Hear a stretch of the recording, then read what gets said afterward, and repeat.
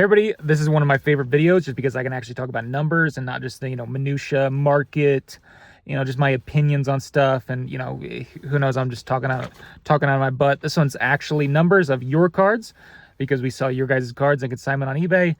So this is really just kind of your guys' numbers of what we sold. And I can actually give, I got a little paper here, cold hard facts instead of just rambling on about nothing.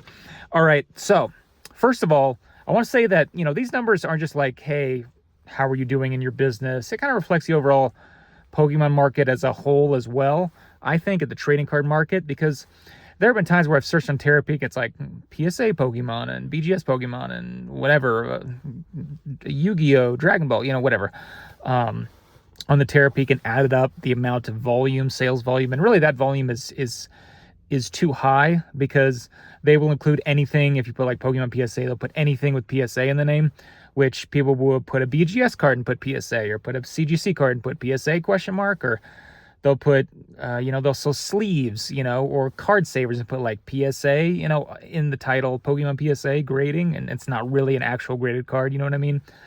But we've looked at it before, especially our big months, and we're between like 5 to almost 10% sometimes of the entire graded sales volume on eBay. So we are, this isn't just like a, just kind of a little data point that I give you. It kind of gives the overall feeling of the market. And I think that's something that's really good. I didn't look at what the actual Terapeak data is for this month, but I can give you just kind of our numbers, and anybody I think can look at it. I don't know if you need to have a store to look at that, but it's somewhere on the dashboard on your eBay. You can check that out. Anyway, we had $588,000 in sales in March. Now, granted, March did have 5 Sundays, and remember, we end our items on Sundays, so that's 5 Sundays of payments. So, that might be a little skewed on something that might have 4 Sundays. You might have a little bit more, but I'm just reporting on what the numbers say. 209 items sold, which is very strong. That's over 1,000 items a week, because we had 5 Sundays that ended, and plus this past Sunday yesterday, we're going to have all week stuff paid, so it's really not including the full of that Sunday. So that's a really, really strong number. If you guys are interested in like what's the highest we've ever done, I believe we've done like 650,000 ish. Maybe October or November of last year was the highest. We had the Pokemon market seems to be like slow January, slow February, gets going in March, April, May, and just kind of goes up from there. And it's really strong the last, quarter of the year, October, November, December. So that's not the surprise that we had one of our strongest months in those. But it was like 7,000 something items and 600 something thousand. So, to have 588,000 on 5,000 something items sold, pretty strong. And that'll show in the next number. We had $114.78 average price. We sold like 60,000 something items last year, and our average sales price was like $78. So that number is pretty high. It's up 40%. And the next number will kind of explain that. We had $508,000 of auctions and $80,000 sold at fixed price. Now, we just introduced that fixed price, I believe, the end of February. So this is when we really started going in March. So $80,000 of fixed price. Remember, we only take fixed price of over $1,000. So that really kind of makes that average selling price higher, which will really increase the sales. So that's a pretty good split right there. So yeah, we're really excited about that. April, looking a little bit forward, April, the first 2 weeks, we have about 2,000 items right now up, and looks like we're probably gonna have about 2,000 items next week as well. So that's 4,000 items in the first 2 weeks of April. Really strong, and that's just auction items. That doesn't count any fixed price we might have, that comes in as well over the month. But looking ahead of that, we only have, we only have 1 more order at CGC, 3 more orders at PSA, and 1 more, I believe 1 more order at BGS. It's BGS, their website is, I don't know, it's not as intuitive, but it's only a handful left of the Consignment Plus items that are going to come through. So we're going to lose all that, and so we'll see how that affects our volume, and maybe we'll do some other marketing and whatnot to trying to show our rates and how how it's something that people might want to use in order to use this service instead of doing it themselves. So that's going to be over with, as well as in March we picked up a $400,000 consignment that ended this Sunday, and then we have that's part of the 2,000 items right now. It's part of the 2,000 items that's next week, but then that kind of trails off after that, and that's kind of over with as well. So we're losing our largest consignment, as well as our consignment plus raw graded items that we stopped accepting. So we'll see what that actually affects us going forward. The market is, this business is always, it's never just like, oh, it's this number every single week. You kind of have to look far ahead and see what's going to happen. So we're going to be losing that consignment plus. You might be wondering, how big was that?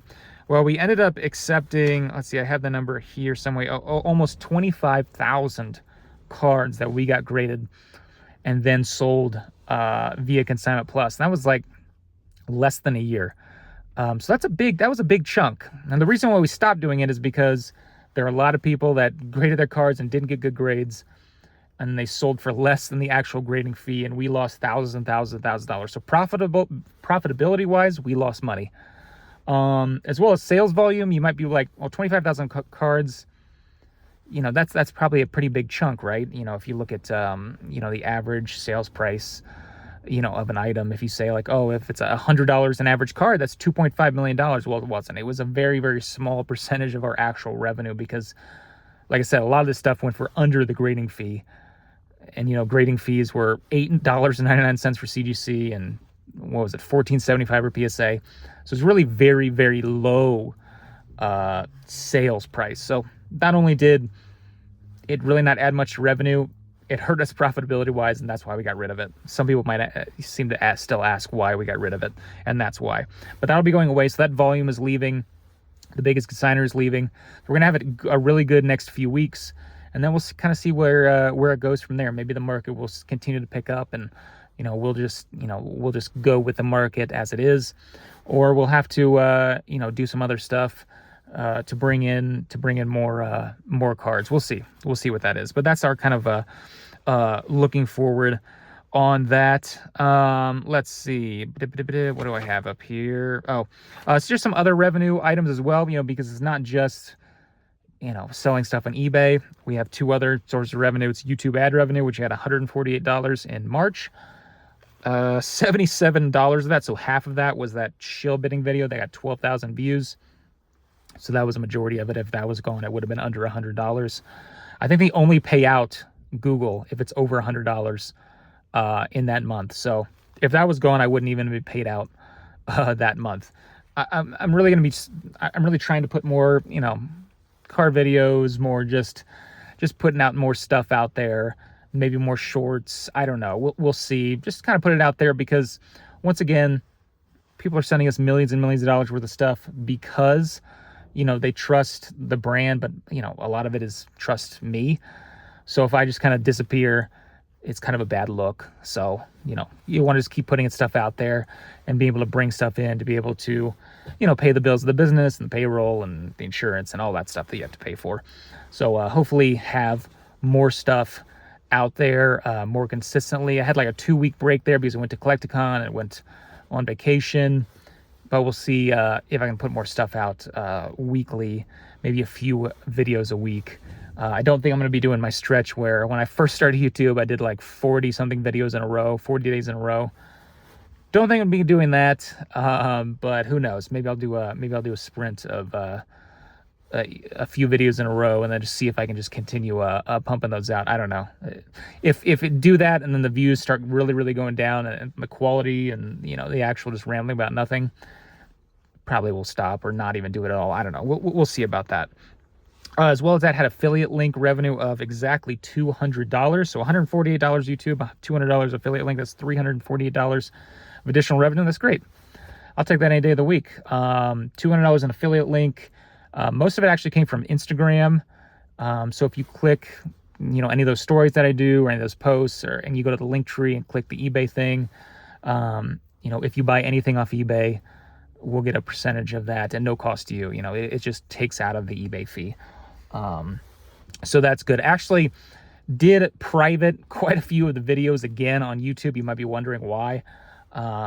It's because of the affiliate link. I got an email. I unprivatized, made public like most of the video, like half the videos again, because I just got tired and it took forever to reload and re-upload those.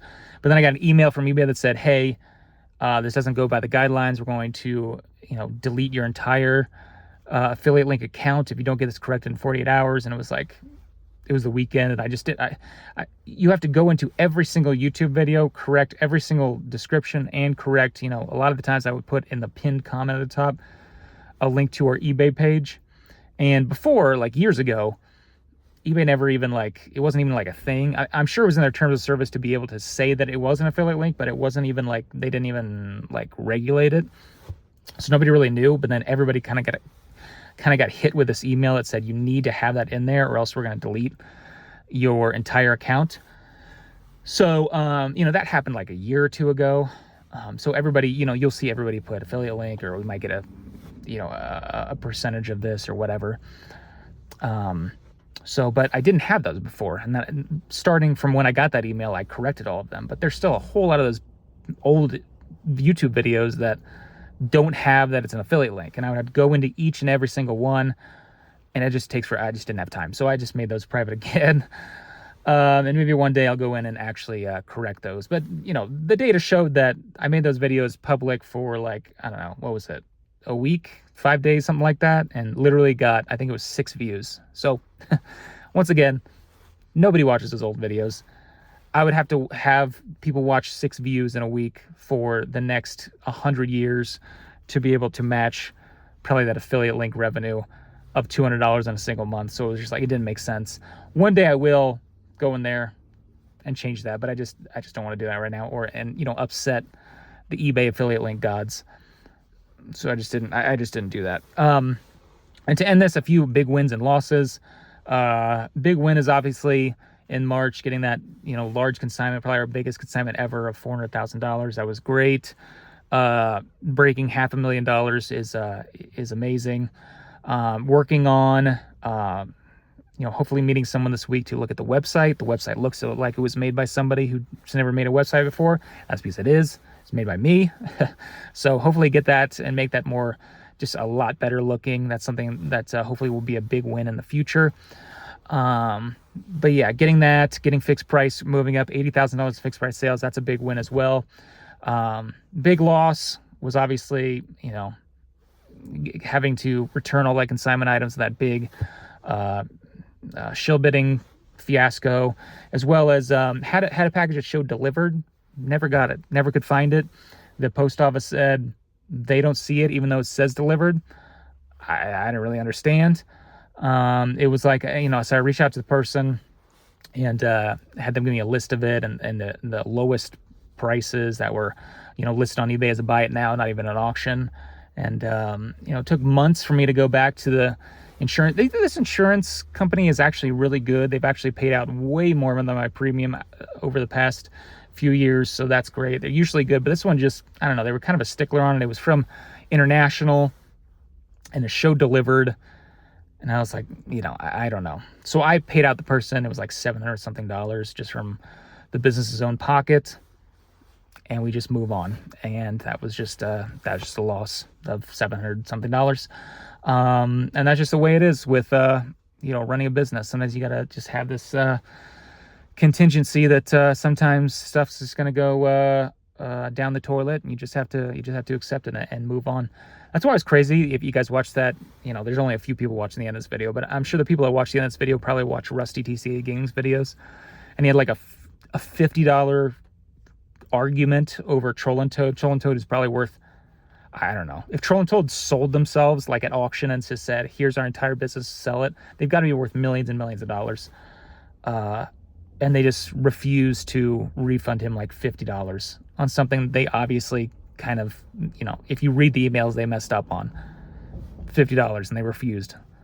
And he was, mad about it in the video and pulled all the stuff out of the Troll and Toad Evo or whatever it's called. And it's just like $50 for $1 million. What are you doing? It just doesn't make sense for some of these businesses. I don't know. I don't know how they I don't know how they work sometimes like that. Anyway, guys, that's all I have for today. March was a great month. We'll hopefully have another update at the beginning of May for April and look at the April numbers. But yeah, thanks again for everybody submitting. Thanks to everybody who's contributing to these numbers. And yeah, that's on to the next video. See you then.